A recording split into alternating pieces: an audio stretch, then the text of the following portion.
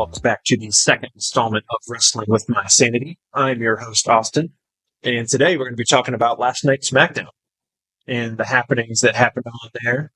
The big one being, obviously, Tiffany Stratton cashes in her Money in the Bank briefcase finally, which was awesome. I absolutely love the way they did that. The execution was great. For a brief moment there, they really had me fooled with Michael Cole going about, God, we all thought she was going to cash in. What's she doing? And then she turns her back. Nia stands up in the ring corner, gets up there, and Tiffany just absolutely blasts her with the briefcase and cashes in. So, absolutely love that. New WWE Women's Champion, Tiffany Stratton. I'm super happy about that. I love Tiffany Stratton. I think she does great work. Nia Jax, have never been the biggest fan of her, but she did have a healthy match last night, which we'll talk about. One of her better matches of the entire, her last full year, I would say, in WWE.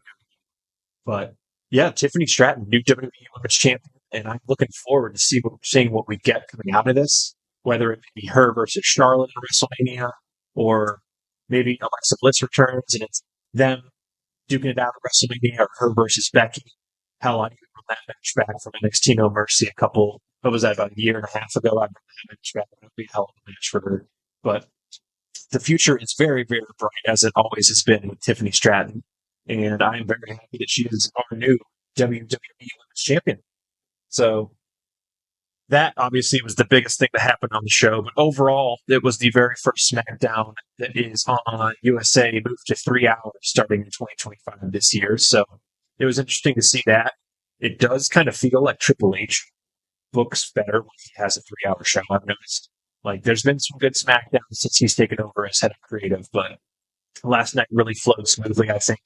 And with the amount of talent they have, I don't love the 3-hour format. It is a lot to watch twice a week, 3 hours for both shows. But with SmackDown especially, you're going to be able to see more talent like Blair Davenport.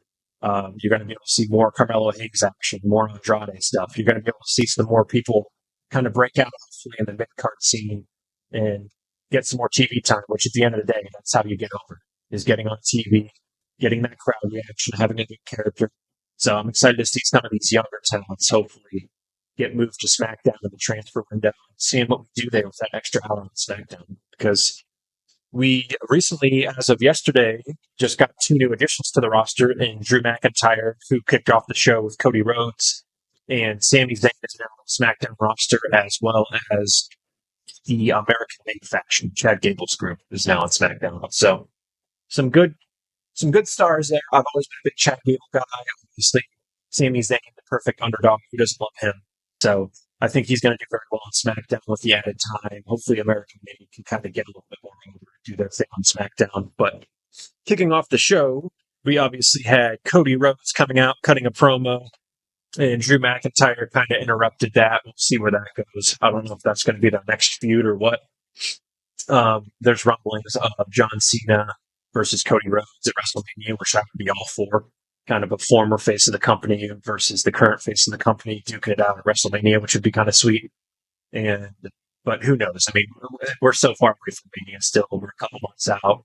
It's not till April, and you know how things go in the WWE. Granted, this isn't the Vince McMahon administration, but things can change at the drop of a hat. If The Rock ends up coming back and wants to do something, maybe he gets Cody because they've been talking about planting seeds about this storyline for so long. If not him, what does Roman do? You know, that kind of thing. We don't really know what's going on there. We still have, obviously, the Royal Rumble coming up, which will be very exciting. We'll cover all that in detail here. The Royal Rumble, the happenings, predictions, who I think will win, all that fun stuff. But yeah, that is basically the open. Cody coming out, cutting his promo there. Still looked like he was kind of struggling with his arm from the attack recently when he was going to do his woe on the entrance ramp. But the other big matches, we had the women's title match, which we kind of briefly discussed with the cash-in, but Nia Jax versus Naomi, which actually got a decent amount of time. And Naomi, I thought, was great. I've always been a Naomi fan. She really stood out there. Had some great sequences. Outside of possibly Rhea Ripley against Nia Jax, that Elimination Chamber, I thought this was probably Nia's best match she's had since her return back to WWE. Hell, maybe even her entire run at WWE. She hasn't had many 5-star classics, let's be honest here. But hell of a match, I thought. It went on pretty long, and then we had the inevitable cash-in, which was awesome. The moment of the night, no doubt, there with Tiffany Stratton, as we said, becoming our new WWE Women's Champion. So that'll be awesome, taking that into some of the shows going forward there. Something interesting, I thought, Shinsuke defeated Andrade in what was a pretty good short match, and then LA Knight attacked Nakamura. He got a little bit of mic time, too. He had the backstage segment, afterwards, and he got a little bit of time to talk in the ring when he came down and attacked Shinsuke, but I'm not sure what they're doing with this because LA Knight on Instagram teased that he's going to be making the move to Raw on Netflix, which starts, as we know, this coming Monday. Again, we'll have everything to do with the happenings of that there. I'll probably be getting my review out Tuesday morning, I want to say. I work Monday night, so I'm going to have to catch the replay on Netflix fairly early Tuesday, and I'm going to podcast review out here for you guys. But yeah, with LA moving to Raw, I'm not sure what they're going to be doing there. I assume he's going to lose to Shinsuke. I mean, I don't see why you bring Shinsuke back, just to give him this cool new intro, a different look, and then have him drop the belt right back to LA Knight if he's going to Raw. So I assume there'll be some kind of screwy finish to where they don't absolutely freaking pin LA Knight 1, 2, 3. But if they do, I mean, we'll see. I mean, it's interesting. That's going to be a title match taking place next week on SmackDown, and then I assume that will be LA Knight's last match in appearance on SmackDown going forward. But let's see what else we got here. SmackDown, obviously, Nick Aldis reprimanded Pretty Deadly and DIY for lying about who attacked the Street Profits. That was kind of interesting.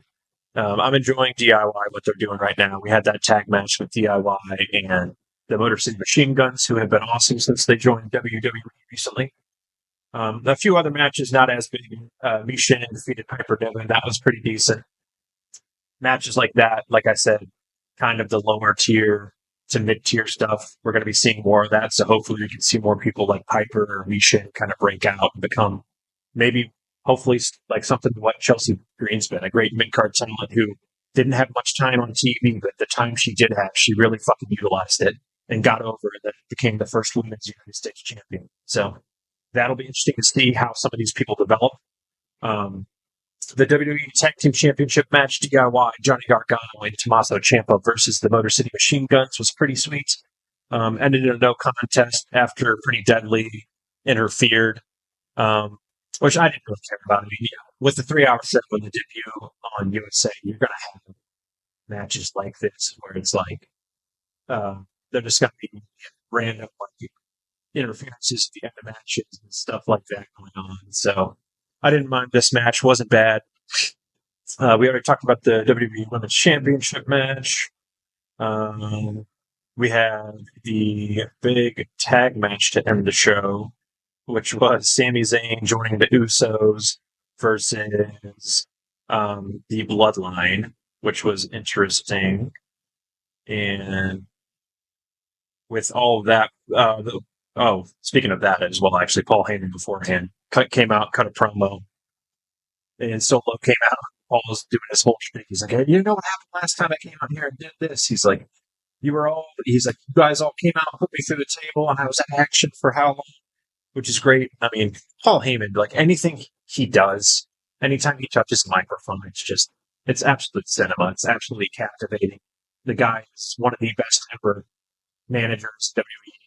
Very deserving, made the Hall of Fame. And every time he touches the mic, you're just invested in what he's doing. So he came out, talked about that, kind of hyped up the match on Monday between Solo Sikoa and Roman Reigns, Bloodline rules.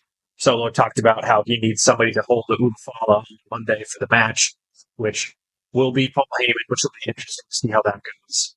But we really need to get some either this little angle between Solo and Roman, because it's kind of like they've done some of these so long. Where it's like we've seen Cody versus Solo at SummerSlam and other matches. We've seen tag matches between them. It's like we're just running this a little bit dry, I feel like. So I'm curious to see how adding Paul Heyman into the mix on Monday Night Raw with the Lafala, how that's going to shape up.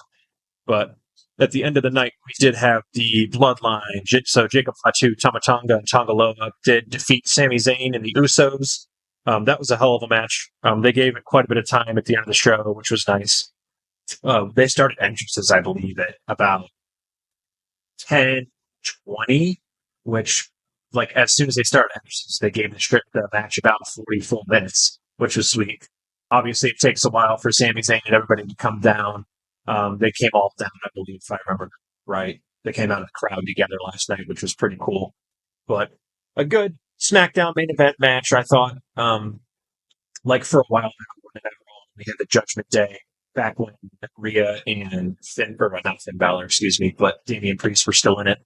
It's a typical main event for a SmackDown. I thought where you throw a big faction in there with some heavy hitters. Granted, Tangaloa and some of these guys people don't care about as much, but it's a match you expect to main event SmackDown.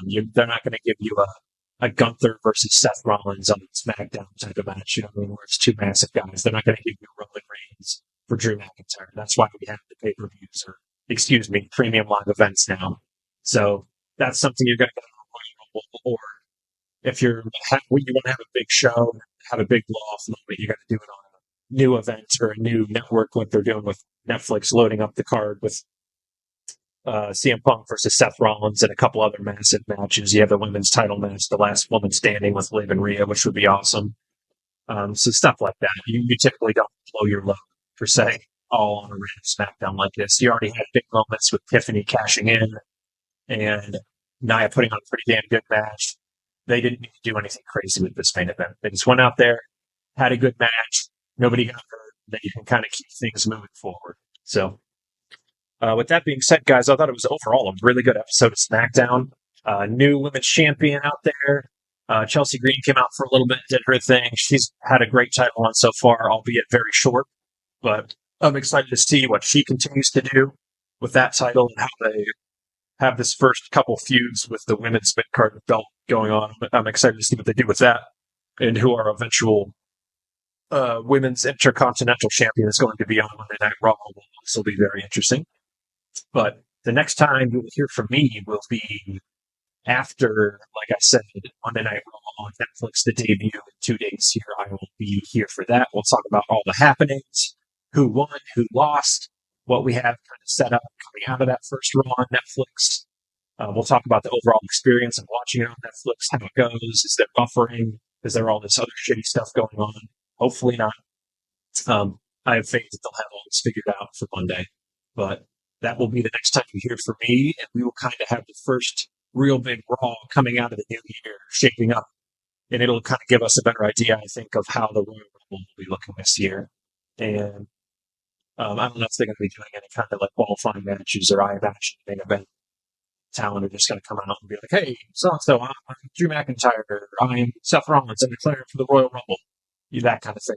So we'll hear probably more about that event coming up, because that is the next big event in WWE after this massive Raw on Netflix debut. And with that, I will talk to you guys on Tuesday, and let's hope Monday Night Raw goes well. Signing off from Wrestling with My Sanity, this is Austin.